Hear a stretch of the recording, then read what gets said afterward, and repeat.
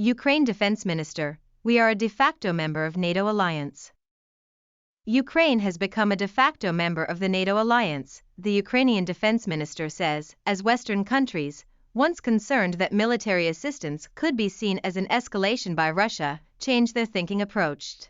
In an interview with the BBC, Alexei Reznikov said he was sure Ukraine would receive long-sought weapons, including tanks and fighter jets, as both Ukraine and Russia seem to be preparing for new offensives in the spring.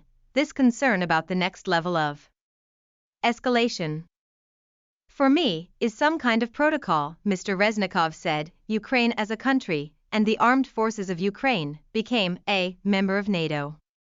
De facto, not de jure, by law. Because we have weaponry, and the understanding of how to use it, Russian President Vladimir Putin has framed his invasion of Ukraine as an existential battle against Western countries that want to weaken Russia.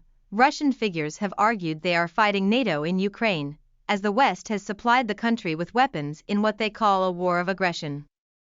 What is NATO and how is it helping Ukraine? Ukraine, for years, has sought to join the military alliance between the US, Canada and 28 European countries, something President Vladimir Putin has described as a security threat for Russia. Ukrainian President Volodymyr Zelensky has pushed for fast-track accession, but it is unclear whether full membership is something the alliance members will seriously consider even after the war is over, despite pledges of support. Article 5 of the NATO Treaty says an armed attack against any member should be considered an attack against all. Mr. Reznikov, however, denied that his comments would be seen as controversial, not only by Russia but, perhaps, by NATO itself, as the alliance has taken steps not to be seen as a party to the conflict. Why would it be controversial? It's true. It's a fact, Mr. Reznikov said. I'm sure that in the near future, we'll become member of NATO, de jure. The defense minister spoke in the capital, Kiev, as Ukrainian and Russian forces continued to fight for the small town of Soledar, in the eastern Donetsk region, in some of the most intense battles in the nearly 11-month-old war. The Russian offensive is led by the mercenary Wagner Group, whose founder Yevgeny Prigozhin, a longtime Putin ally, has become a vocal critic of the Russian army's performance in Ukraine. On Tuesday, Mr. Prigozhin claimed that his fighters had seized control of the town, an allegation that was dismissed by Ukraine and, remarkably, by the Kremlin, in what was considered a rebuff to Mr. Prigozhin. The situation in Soledar was very difficult, Mr. Reznikov said, but under control. He said Wagner fighters were being used in wave after wave after wave of attacks, leading to a high number of deaths, and that Mr. Prigozhin was interested in the possible economic benefits of seizing the town, home to Europe's largest salt mines. They'll earn money from blood. He said, Soledar is about 10 kilometers 6 miles from Bakhmut, a strategic city where Ukrainian and Russian forces have been engaged in a months-long war of attrition that has caused widespread destruction and heavy losses on both sides.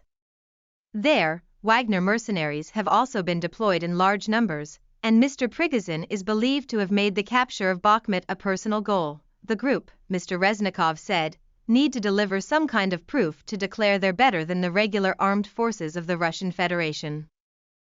If seized, Bakhmut could pave the way for a Russian push towards Kramatorsk and Slavyansk, two Ukrainian strongholds in Donetsk, a region that has been a key target for President Putin. Any gains would be, more than anything else, of extreme symbolic value for Russia. They would come after a series of humiliating setbacks, including a chaotic retreat from the northeastern region of Kharkiv and the withdrawal from the southern city of Kherson, the only regional capital Russian forces had captured in the war. Mr. Reznikov claimed that approximately 500 or 600 Russian fighters were being killed every day across the country, while Ukraine was losing a tenth of that, figures that could not be independently verified. He believed Russia could be trying to gather forces, ammunition and weapons for an offensive from areas it already occupies in the south and east. Ukraine, in the meantime, needed time to regroup and rearm while it waited for the delivery of Western weapons. Spring is the best period to refresh the movement for all sides, he said. We understand they'll be ready to start and, surely, we have to be ready to start. However, he did not repeat a claim that Russia could be preparing another invasion from Belarus. a warning that has been dismissed by the head of the Ukrainian military intelligence agency. The movement from the north, Mr. Reznikov said, would take a lot of time and they, Russia, have no resources. Mr. Reznikov spoke a day after the Russian Defense Ministry replaced the commander of its forces in Ukraine, a surprise announcement that was seen as a sign of a power struggle. Gen. Valery Gerasimov, one of the architects of last year's invasion, would return to the post that was being held by Gen. Sergei Surovikin, who had been appointed in October. The change, Mr. Reznikov said, was a result of the conflict between Mr. Prigozhin and the armed forces of the Russian Federation. Gen. Surovikin oversaw the recent brutal attacks on Ukraine's energy infrastructure that, according to Mr. Reznikov, reduced the Russian missile stocks without any results, repeating a Ukrainian claim that they're running out of missiles. As Poland and Britain revealed plans to deliver battle tanks for the first time, Mr. Reznikov said he was sure Ukraine would receive tanks, fighting aircrafts or jets, and long-range weaponry to hit targets in 300 kilometers (186 miles) as well, because things were changing in Western countries. He dismissed concerns that the announcements could trigger a Russian response, despite now familiar threats from Moscow. "I have a war in my country," he said.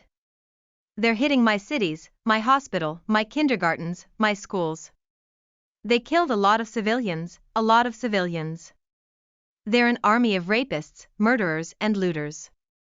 What's the next level of escalation? Additional reporting by Mohammed Mahdi, Hannah Tsaiba, and Robbie Wright, by Hugo Bachega.